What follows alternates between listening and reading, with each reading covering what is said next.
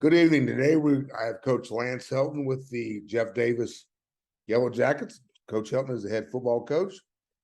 This is Bill Pitt with Pitt Viper Sports. Welcome to the show. Coach, thank you for being here. Oh, Coach, I appreciate you guys having me tonight. Thank you so much. Thank you for being here. Coach, last year you had a great season, 10-2, second round of the playoffs, but last year was a huge senior year class for the Jeff Davis Yellow Jackets. Tell us a little bit about this year's team and what you see and some of the new kids stepping up. Yeah, I think, Coach, you're right. If I could use one word to describe this year's football team, it would be youthful. We got a bunch of football players right now that I ain't real sure if they know if the ball's puffed or stuffed. I mean, they're puppies in a lot of ways, Right. but I love them. They are fun to coach. They love each other and they practice their tail off. And as a coach, that's all you can ask for. Absolutely. Wins are huge to a lot of people, but what's more important to me than anything is this: getting more wins than you're supposed to. That means you've gotten the most out of your football team. Exactly. And Maxing them out. I don't know what that holds for us this year, but I know this: they're fighting their tail off. We scrimmaged a really good Wilcox County football team last Friday, and I thought we fought and held our own. But there were times in the game, Coach, where our football team struggled with special team substitutions, or they struggled with things and they're so new to the game. I had to check myself and say, okay, I've got to be more intentional about those nuances that are given to me.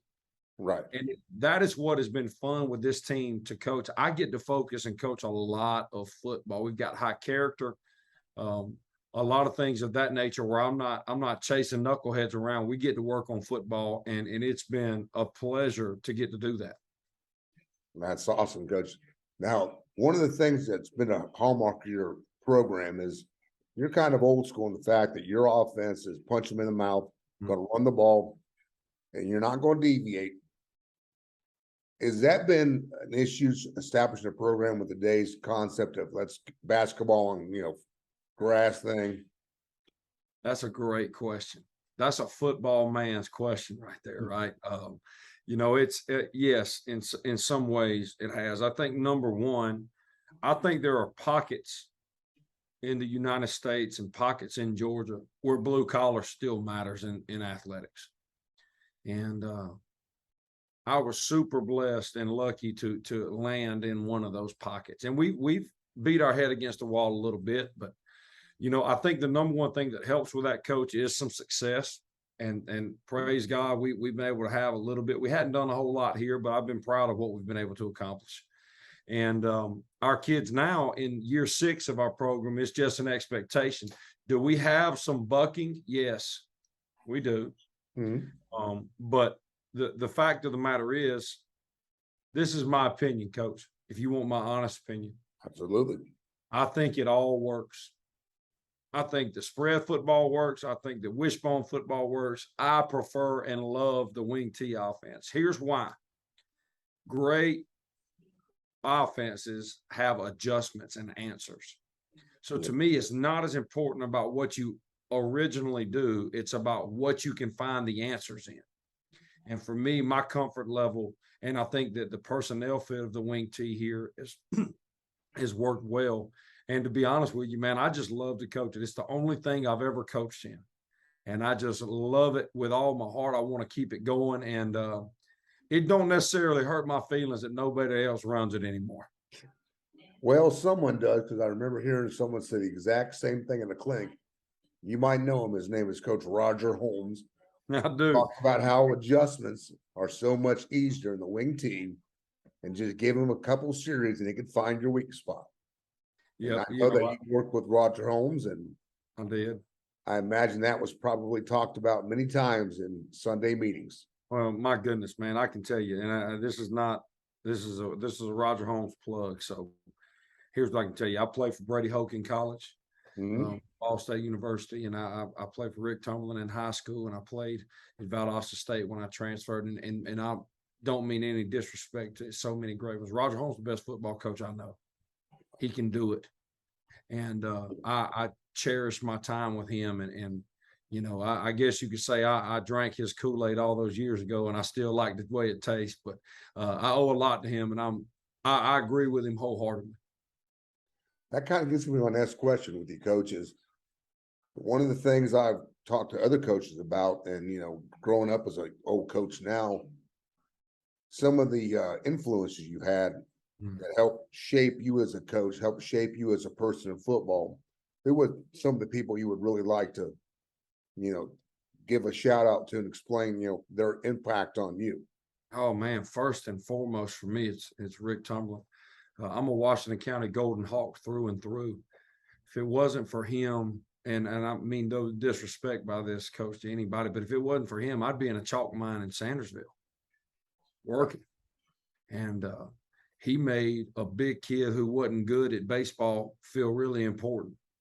And I owe everything to Coach T for lighting the fire under me. I knew I wanted to be like Rick Tumblin when I was 10 years old at a SES Pride program in Sandersville, Georgia. And you got Keo Spikes and Robert Edwards and those guys standing on that stage. And as awesome as those guys were, I was captivated by Rick Tumblin. And that's who I wanted to be like my entire life. I still talk to him weekly and owe the world to him. The next would be my love for offensive line play was developed through my high school O-line coach, Coach Joel Ingram. Who, in my opinion, is the most technical, sound high school offensive line coach I've ever been around. He's really good, and he's got a fire for his kids. And when I got through playing college ball, Coach Tumblin told me if there was one guy in the state I needed to go work for, was a guy named Roger Holmes at Dublin, and I couldn't see myself doing it. Dublin and Washington County were big rivals. I said, man, I won't wear that green and gold. And 10 years later, after working for Coach Holmes, I owe every professional thing I've ever gained from him. He has been so good to me. He treats me like a son, and I still call him in the middle of his game planning to ask him questions, and he helps me out. I wish every young coach in the business, coach, would have a mentor that treated me the way Roger Holmes treated me. Exactly. If I could give any young coach advice, it would be this: don't try to climb the ladder too early and go work for a good one. Because when you work for good ones, it's how you grow the game and it's how you learn how to be good. No, I agree 100%. That's my take, Coach. Oh, I agree with you 100%. Now, one thing I would like to discuss is this year is a very big transition year in GHSA with reclassification, and AA and single A probably were affected the most, in my opinion, with AA being kind of cut in half, with half of it going down to single A big school, and then AAA teams coming down. So what's your thought on the reclassification? How do you feel about it? I'll be honest with you, Coach. For me, by the time February, March came around, I was just ready to get something done. Yeah. We rescheduled. I probably had 4 different non-region schedules throughout this thing. I didn't know where we were going to land. I didn't know what we were going to do. We were originally put in Region 1, then we moved to Region 2, then we moved back to Region 1. And it was a scheduling nightmare for coaches across the state because, in small Southeast Georgia or small South Georgia in general, away games are an hour. Absolutely. And so when you start trying to map these away games out in non-region games, it's been very tough. Plus, with kind of what we've been doing for 5 years, we had to kind of go play a different crop of guys. Some of the regional rivals we played, we just aren't playing anymore. So scheduling was a nightmare for me. As far as my opinion on anything, I knew this for us, I needed to focus on Jeff Davis this football season. Right. The opponents and all, it's great. High school, the pageantry of high school football is great. But honest to goodness, Coach, my focus has been on trying to put the best product to Jeff Davis I can on the field. So no matter who we play, we can make this county proud. And that's what we've been. And now the truth is, Coach, we're in a bear of a region. Yes. Return state champion. Jeff Davis is down in the Fitzgerald region. Correct. Fitzgerald, Worth County, Americus, Dodge, Cook. So you've got some traditional powers plus the returning state champion. Sure, absolutely. So put that out there, but I mean, you're definitely in an area now where football has been important for a long time in a lot of schools. 100%. And I think that's what excites me the most about this new outlay, coaches. Our kids and our fans and our community gets to see. You want to see where football is important? Go to Fitzgerald, Georgia. Oh yeah, Friday night, last one there, roll up the daggum carpet. It's because everybody's there. Go to Sylvester. Oh yeah. I mean, go to those places and we get to see those things. And our region, the way it is developed, Coach, it really, I had to be intentional about non-region scheduling. I've caught some flack around here about our non-region schedule being extremely tough. We've got Charlton, Pierce, Swainsboro, and Metter. I mean, it's really tough. But for me, I learned something with us last year. I felt like our first real test was game 9 for a region championship. Right. And for me, we need to be tested early to fight our way through this region. We can't just go into this thing feeling good about ourselves. We need to be battle tested. Mm-hmm. And I'm excited to see where we can be when the scars heal from this non-region and we can get in there and we can go compete with what a lot of people are deeming the most competitive region, NAA. I totally agree. You guys are definitely going to be battle tested by region time, and then region there's not going to be any fluff games. No, sir. Now, that kind of gets me to the next question with you, Coach. You've been there 6 years, Mm-hmm. and you and your staff have done an amazing job of building a program. That's one thing I definitely respect about what I see. You guys aren't a team staff, you're a program staff, and for people to understand the difference, there's a difference. Yes, sir. What are some of the things that when you came into Jeff Davis, you wanted to build? And what's next on your agenda? For me, I came here to Jeff Davis for one reason. And this is why I coach in general. I wanted the kids at Jeff Davis High School to feel about this football program like I feel about being a Washington County Golden Hawk. Absolutely.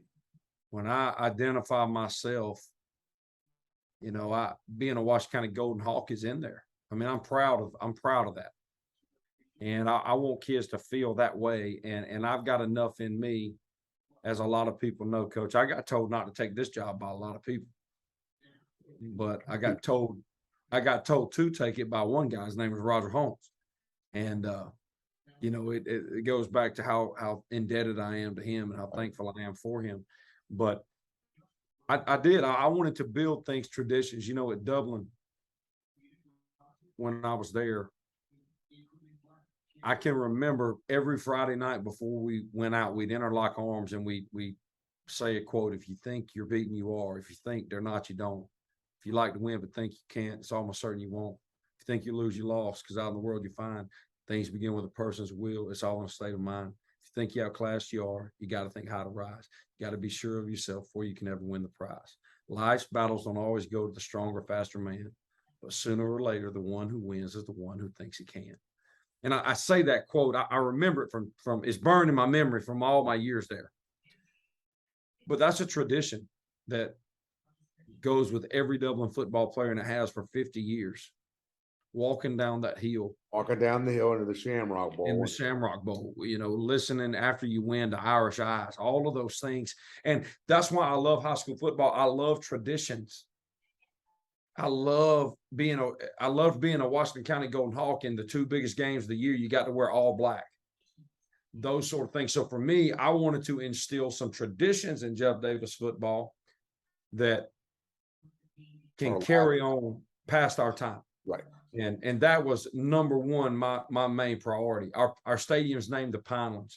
So the first thing we did was we coined it. When we went at home, we play Old Crow Medicine Show Wagon Wheel. Heading down south to the land of the pines is the first line you hear when Jeff Davis wins at home.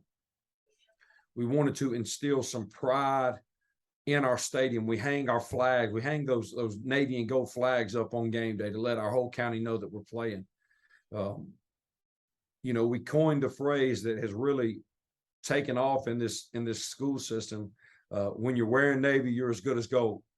And it's something that our kids say, they recite that before we go out. And it's those sort of things that I wanted to instill, because kids needed to believe in something. They needed to believe in something bigger than themselves. That's what the game of football is to me. And that's what we focused on, Coach, from day one. From day one, that's what we did. And it's obvious because you've had some really good success with some kids who, like you said, now show a lot of pride in being a Jeff Davis Yellow Jacket. So what's the next step for you? What do you think is the next thing you want to build with? Wow, man, that's a great question. I think the number one thing you've got to do is this. I want to build, you know what a sign of a good program is to me? I'm going to be honest with you. For me, it would be it perpetuates itself. When I was at Charlton, we had a great program, and it was just great kids growing up in the program, like you said, with Washington County. They knew, the families knew, everybody knew that you were going to be there, your staff was going to be there. You saw them at the rec games, you saw them at the JV games. They all knew what it meant to wear black and red, just like you're saying, to wear navy and gold. That's right. When they walk up, they've seen their uncles or cousins or, their older brothers playing the game. And like, when I coached back then, you saw little kids, they want to be Champ Bailey, they want to be this. Yep. So, growing up, they knew that they wanted to not be a UGA guy or a NFL guy. They want to be that high school kid they saw on Friday nights. 100%. The program was tradition. You hit the nail on the head. I got a 7-year-old boy that's at practice every day, and he wants to be the quarterback of the Jeff Davis Yellow Jackets. Exactly. And for me, the sign that we're doing these things right are this, Coach. I want to see former players coming back. Yes. Guys in the military, when they're home, come back. Guys that have gone off to play college ball, come back. A goal of mine is I want to hire a guy on my staff that played for me here at Jeff Davis. That is the sign to me that you're doing things right. And when we can do that, I think now you start seeing some generational success and positivity into the program, into the community. And it's something that only high school football can bring. People are invested in the program and the community. I mean, it's theirs. They love it. It's always been theirs, and they want to give back to it and make it even better. You're exactly. And one thing I do like about you is you've always been able to bring in good quality young up and coming staff members. Mm-hmm. What do you look for when you're interviewing? Because a lot of your coaches are young. They don't have a lot of track record. So, I mean, there's got to be something else besides what they've done in the past that makes you want to bring them into the Jeff Davis program. So what are some of the things that you look for when you're interviewing people? I think the number one thing that I do is this. I listen to my mentors. If I hire a young guy, he's some way connected to me or a guy that I know. Right. I trust people. Mm-hmm. And that to me is important. I don't necessarily want to know up front, Coach, how much football they know, because I know what we're going to do on offense. Yeah, that's true. I know what Coach Cravey is going to do on defense. I know what we're going to do in special teams. I want to know this. I want somebody who wants to learn how to do it right, because young guys in general right now, there's some that just want to learn how to do it. I want guys that want to know how to do it right. Guys that will go and take a kid to get something to eat. Guys that'll sweep a field house. Guys that'll cut grass. Guys that understand what we give kids outside of those lines. I agree. That's my number one thing. So you're looking for program coaches, not team coaches. 100%. 100%. I want young guys that want to be trained how to do it right. Coach Holmes told me this a long time ago. I'll tell you when you're ready. And there were times where I thought I was ready and he had to bring me back down. But looking back on it now, he never lied to me, and it was the best thing that happened to me.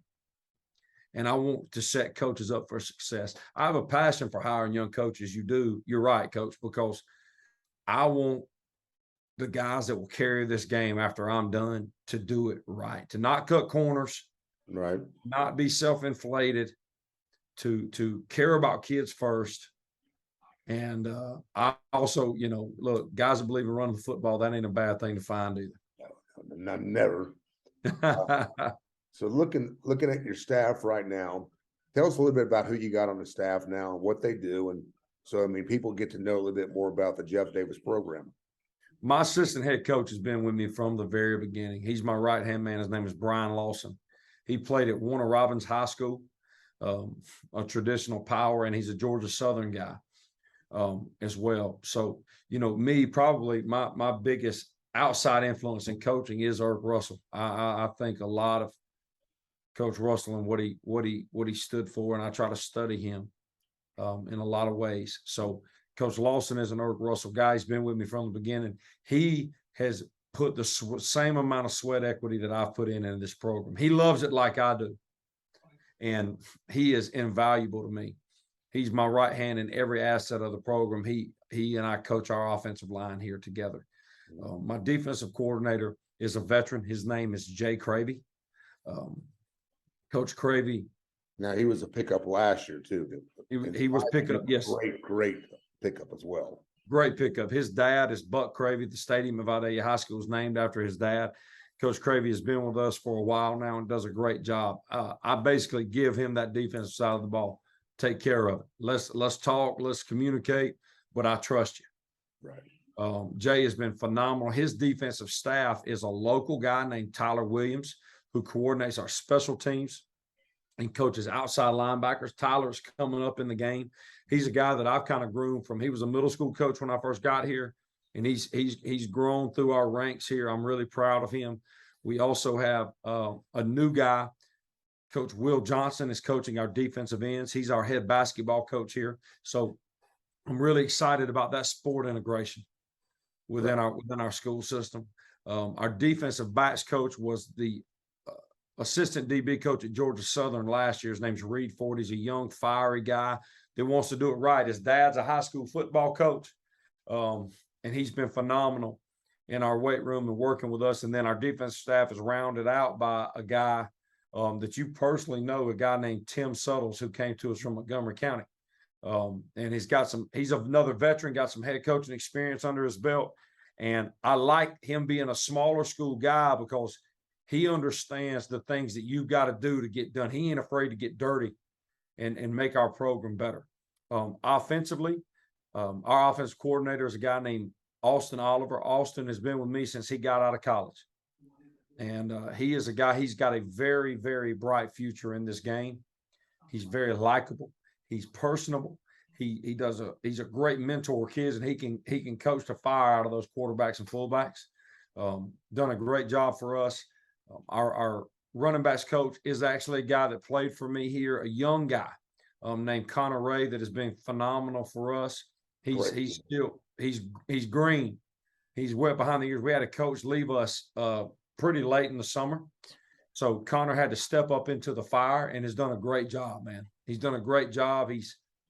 I wasn't as ready when I was his age to do what he's doing. And he's going to be great. He's going to be a head football coach one day. And to round out our offensive staff is a guy that is his first year with us from the varsity. He was a middle school coach for me last year. His name's Dylan Churchwell, and he has been awesome. He coaches them hard, coach. He loves kids. He's extremely likable, and these guys are my family, coach. I moved my family 2 hours from everybody we know to come down here, and what we have figured out is we are a family with each other here. We are a staff that hangs out together on the weekends, that loves kids. And to me, that is what high school football is about. I totally agree. I mean, one of the things I ask every coach that I talk to him is, and you've kind of hit on a lot of this part of the segment, coach, is trying to help out the young kids, the young coaches, the people that really don't have the insight yet, like you've talked about. When you came to Jeff Davis, what were some of your building blocks to your program? What were some of your absolutes that you knew that this is what we were going to be about? This is what I want. This is who we are. Yeah. So for me, 3 words are things that I want synonymous with Jeff Davis football: toughness, discipline, and competition. We want to go try to whip anybody, anywhere, try to play them in a Walmart parking lot with toughness and discipline. Those things matter to me. That's about being a man. And the thing we use around our field house more than anything, Coach Pitt, is this: We try to outlove and outcare everybody on our schedule. If you, as a football coach on Jeff Davis' staff, can't tell a kid you love him and mean it, you don't need to work here. Because let me tell you something. When they know you love them, you can get as much out of them as you want. When they know you love them, you'll make them the best player that they can be. I totally agree with you on that one. And when you don't, you never will. There'll always be something left in the tank. So we outlove and outcare everybody on our schedule. We make a point to tell them that every day, and they'll tell us back. For me, Coach, a demand that I have of our kids is this. Our kids are going, every kid on this football team is going to respond to a coach, yes, sir, or no, sir. And if they're around a woman within our football program, they say yes, ma'am, or no, ma'am. It's not an authority thing, Coach. But if you're going to be successful in life, you've got to say that to somebody. Absolutely. So that's a non-negotiable for us in our program. And then we make our guys try to clean up around the field house. Mm-hmm. We got to make them make their own bed some. And those things matter to me, Coach. The other thing that we try to do, Coach, is this. Never underestimate the value of sitting down and eating a meal with your kids. Right. Break bread and fellowship together and get to know each other outside the game. Right. But if you can tell them you love them and you can sit down and have a meal with them, Coach, they'll go to war with you every day. Oh, yeah. The other thing I could tell young coaches is this game will humble you, baby. Make sure you remain a student of it, because ultimately we all feel like it's about us, but it's not. It's about those kids. Exactly right. So, Coach, just looking at everything, what's the future for you? I mean, I'm going to ask you a tough question there. I mean, not saying that you want to leave anywhere going. I'm not asking that. What do you see the future for you? How long do you? I mean, this is a tough game, and you got young kids coming up, and we all know anymore that there's getting less and less graybeards in the game. It seems like they're becoming something else. I mean, because this game, sadly, has become more of wins and losses versus what you're talking about, character development, making kids better things. There's a big burnout anymore with a lot of coaches that are just getting tired of being judged by a win and loss record. As you've seen that probably as much as I have. So yeah. what's the future for you on this thing, you think? How long do you go? As long as you can, or? Absolutely. I think that I'm called to do this. You know, I'm not saying we'll ever win a region championship or a state championship or anything like that, but I want to help kids. I want to help kids be the best they can be, and I want to show them what being a man is about. You know, my son watches me spend a lot of time with other kids. Right. So if a perfect scenario came, I want to coach my boy one day as a high school football player. It's fun. Don't know if that'll ever happen. It's also challenging. Don't know if that'll ever happen. Here's what I know. I'm not done giving this community all I got. Right. And we're very happy for that too, by the way. Well, I love this place, and my family loves it, and we're gonna keep riding this thing and keep making young men. This is a challenging game, and I think that one thing coaches never do enough of is we all take our families for granted in this thing, and we never fill ourselves. We spend so much time filling other people. We run on empty a lot. And what I've tried to do is find ways to fill myself, and you know, unplug a little bit. You know, we all identify as Coach Helton, but I need to be Knox and Cam's daddy too, and I need to be Lauren's husband, and I need to be a brother and a son, and we're able to do that here. We're gonna get it figured out and keep this thing rolling. There's nowhere else I want to be. There's nothing else I want to be doing. So I'm in short, Coach, as long as they'll have me, I hope to keep blowing on this whistle and running the trap. Or the buck sweep. There you go. I mean, I coach for you too, so I mean, I know. That's right. The big thing at the end here, Coach, is you know, looking at everything you're thinking about this season coming up, you know, the past success you guys have had. What are some of the things that you're most proud of at Jeff Davis? Is it getting the kids to college with it, give them a chance, rebuilding this program, pride? I mean, what are some of the things that when you look around, you go, that's pretty good? It's easy for me. I'm most proud in Jeff Davis County that people don't wear Jeff Davis football shirts when they do yard work anymore. That's a great point. I'm most proud that people are proud to be Jeff Davis Yellow Jackets in the fall. And as long as they keep that, I'm doing my job. Oh, absolutely.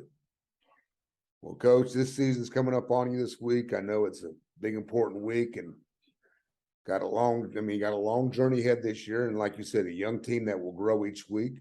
Mm-hmm. And success cannot always be measured on a scoreboard, as we all know. And there's a lot of great things you're doing week in and week out. And I think a lot of people in Jeff Davis are very lucky to have you. Very lucky that you're there and your staff's there. And for the last thing, anything else you would like to add about this, or anything else you'd like to talk about with your kids coming up? Or shoot, man, I want to say this. I appreciate you guys on this podcast for letting us do this. I think that we have a duty to grow the game and show people what the game means to us. And anytime I get to talk about that, I'm extremely appreciative. And talking to you, Coach Pitt, means the world to me. You know what I feel about you and as a person and as a coach. And I'm so appreciative we got to spend some time together this evening. Me too, Coach. And thank you for taking out your time. I know it's a busy week for you. Good luck this week. And I'll be out there watching you guys and seeing how everything goes and cheering you on. Appreciate you, baby. Good luck this year. Have a good one, man. You too. Bye-bye. All right. Stop recording. Nope. Where the heck that thing go? The heck? Coach, I appreciate you. All right, my man. I appreciate you. I hope I answered your questions. Man, you did a great job as usual. Thanks again.